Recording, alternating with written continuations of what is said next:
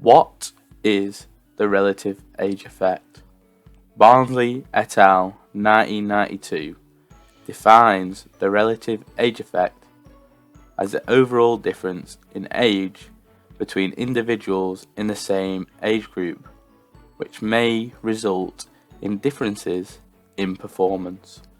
The reason this occurs is because, as Legault et al. 2009 describes, a child born in January is 11 months older than a child born in December of the same year. However, they are still in the same age group.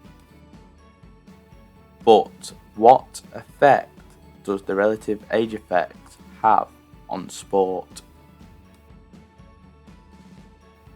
To look at the effects, we must first split the birth dates of the athletes into 4 quartiles.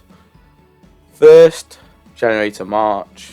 Secondly, April to June. Thirdly, July to September. And finally, October to December. Most studies split the athletes into these quartiles to help analyse the effect of relative age effect.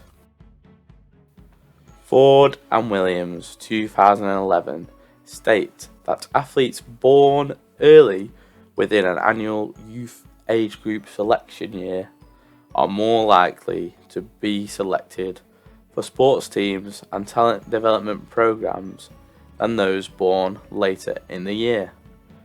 So let's take a deeper dive into a study to see if this statement is actually true. In 2005, Helsen, Van Winkle and Williams did a European-wide study into youth football.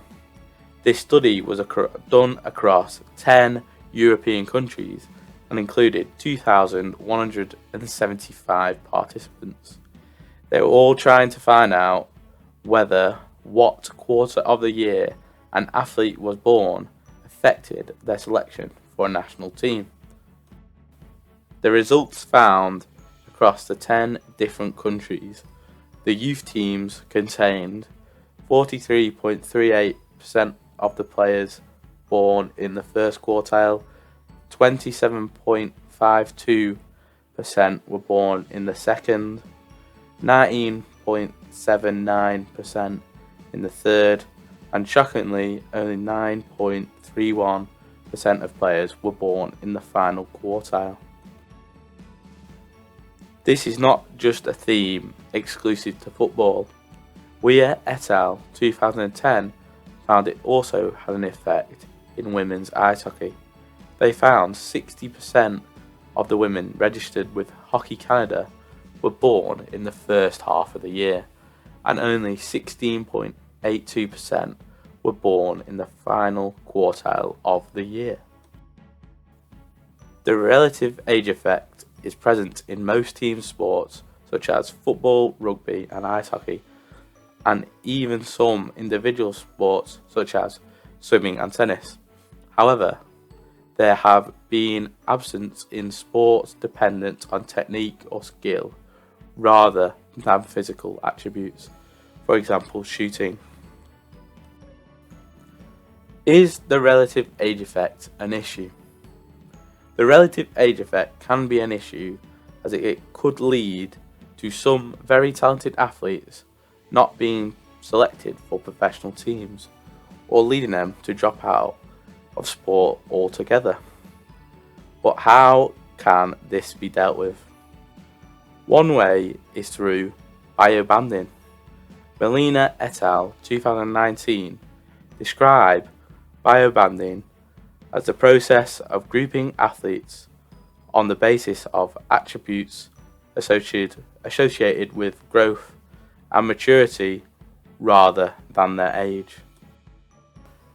This is due to children of the same age varying considerably in biological maturity, with some individuals maturing well in advance or delay of their peers, as we have discussed throughout this video.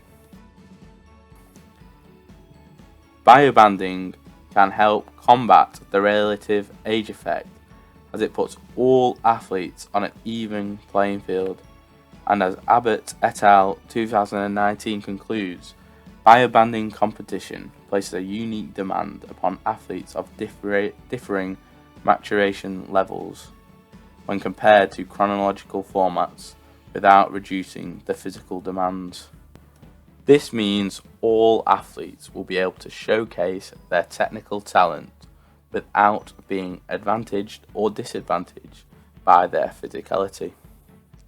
This will ensure players are more likely to be picked due to ability rather than just being more physically developed.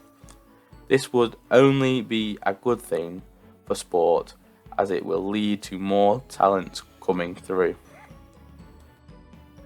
So, to conclude this video, the relative age effect is an obvious problem in sport, but there are some ways we can combat it, such as biobanding.